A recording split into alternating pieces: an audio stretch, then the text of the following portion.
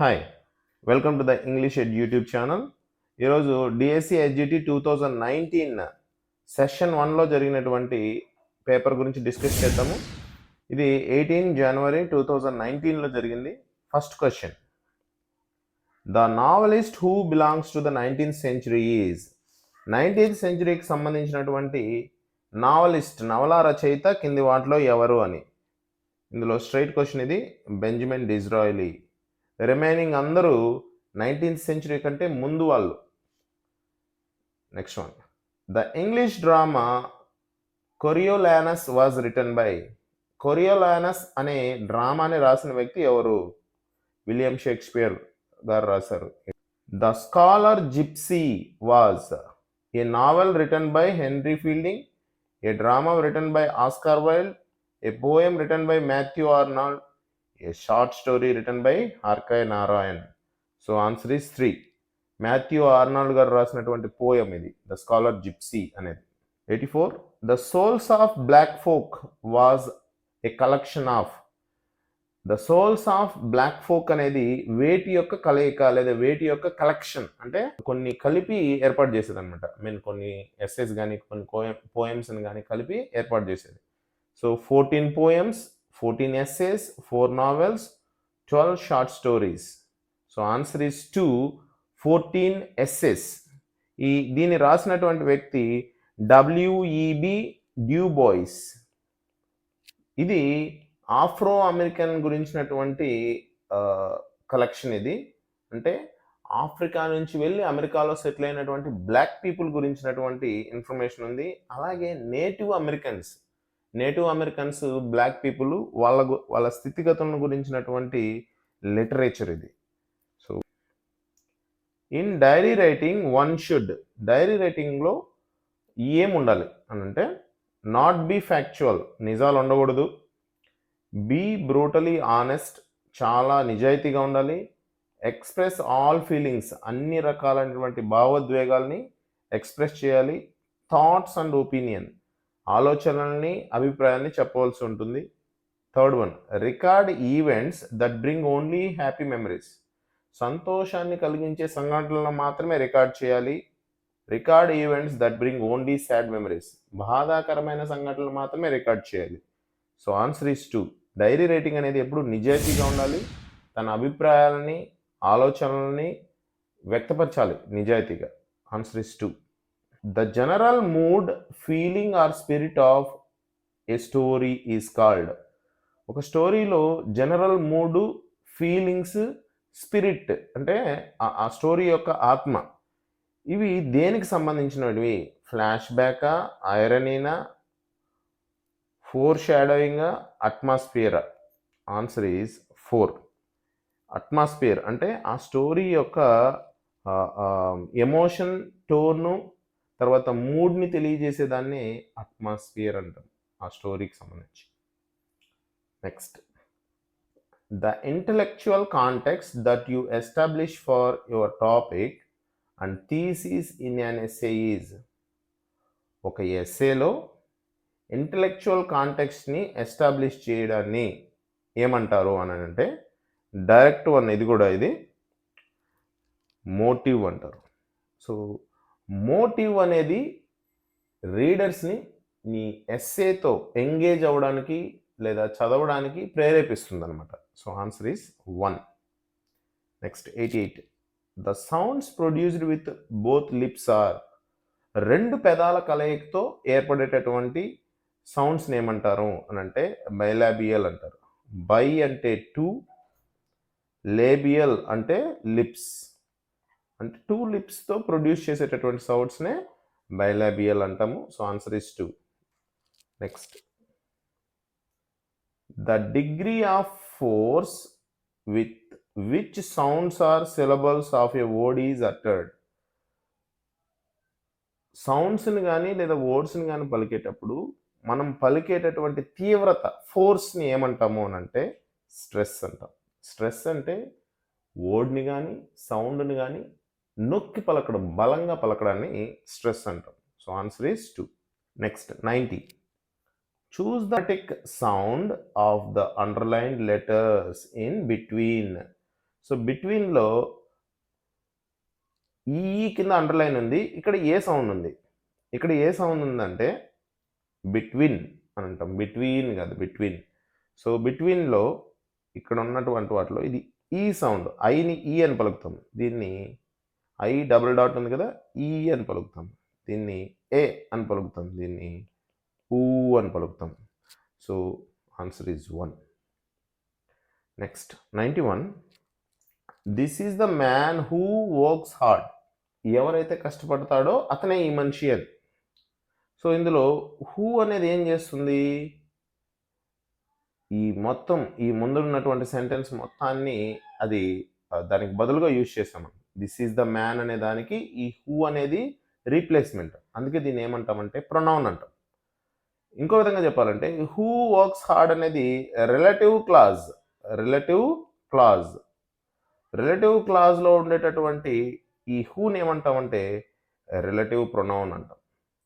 అదేవిధంగా ఈ సెంటెన్స్ మొత్తాన్ని ఇది మెయిన్ క్లాజ్ గాను, ఎక్కడి వరకు దిస్ ఈజ్ ద మ్యాన్ అనేది హూ వర్క్స్ హార్డ్ అనేది సబార్డినేట్ క్లాజ్ గాను తీసుకోవచ్చు. సో అప్పుడు ఈ సెంటెన్స్ ఏమవుతుందంటే ఒక మెయిన్ క్లాజ్ ఒక సబార్డినేట్ క్లాజ్ని కలిగి ఉంది కాబట్టి ఇది కాంప్లెక్స్ సెంటెన్స్ కూడా అవుతుంది. సో కన్ఫ్యూజన్ ఏమవసరం లేదు, హూ అనేది relative pronoun. Next 92. Choose the adjective that indicates quantity. Quantity అంటే పరిమాణం. క్వాంటిటీని తెలియజేసేటటువంటి అడ్జెక్టివ్ని కింద వాటిలో ఎంచుకోవాల్సి ఉంటుంది.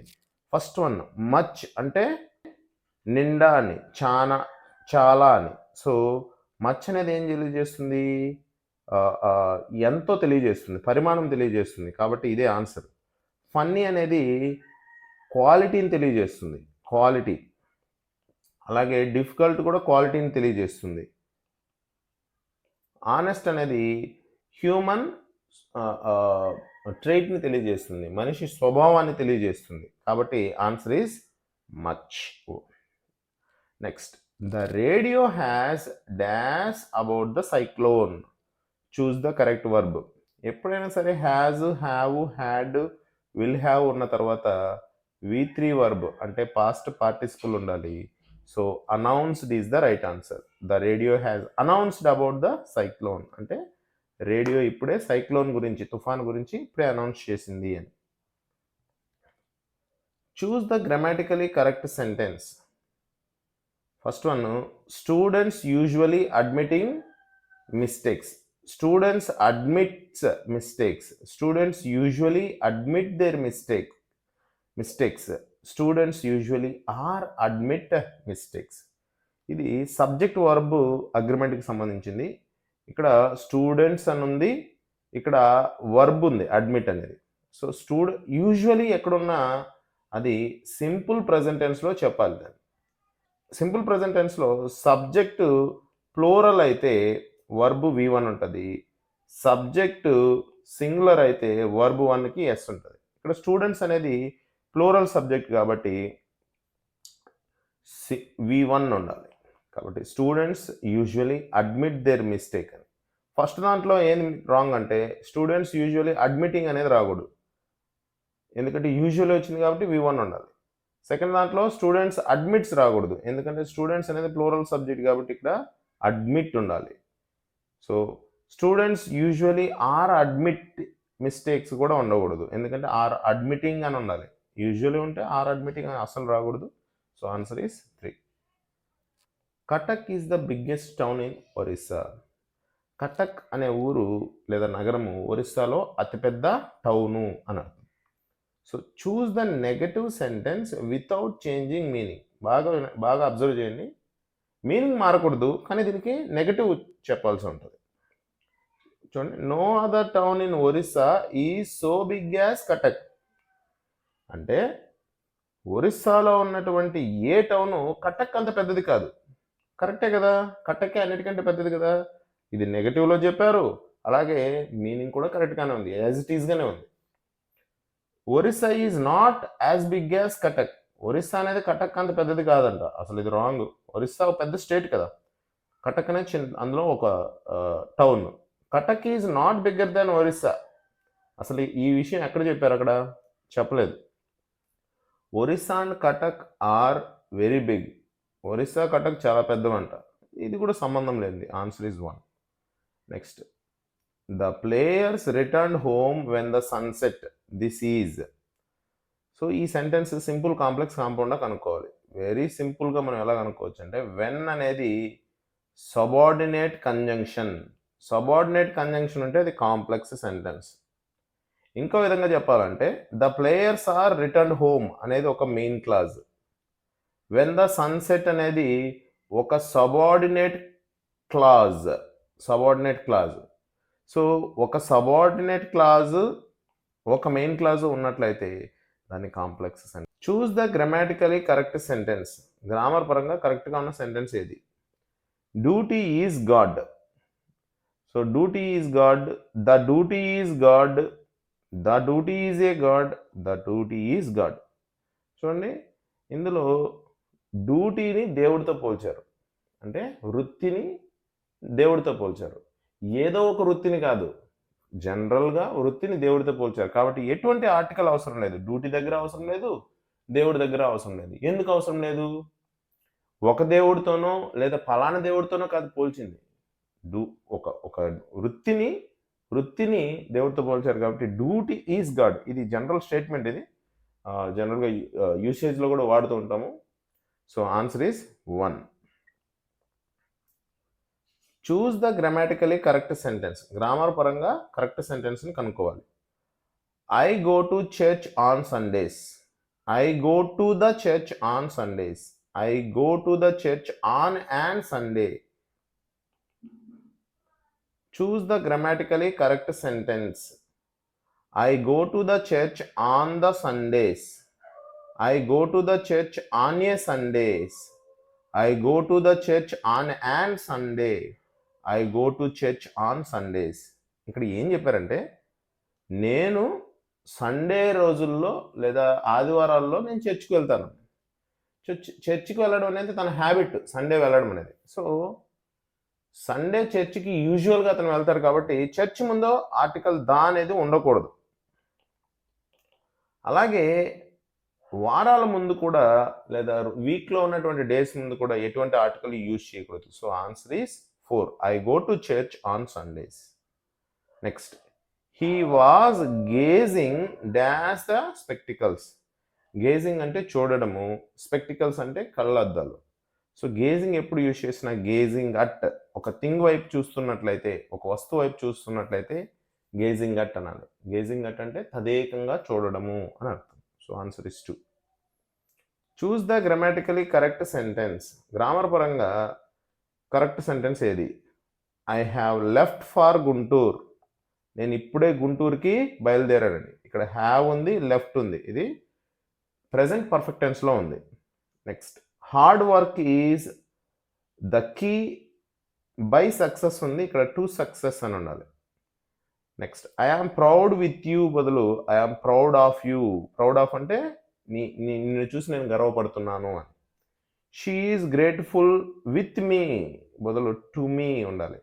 ఆమె నాకెప్పుడు కృతజ్ఞురాలు అని అర్థం. So answer is 1. Thank you for watching this video till end. మీరు ఎంతవరకు చూసారంటే నా వీడియో నచ్చింది అనుకుంటాను. దయచేసి సబ్స్క్రైబ్ చేయండి, అవసరమైన వాళ్ళకి షేర్ చేయండి, లైక్ చేయండి. Thank you so much.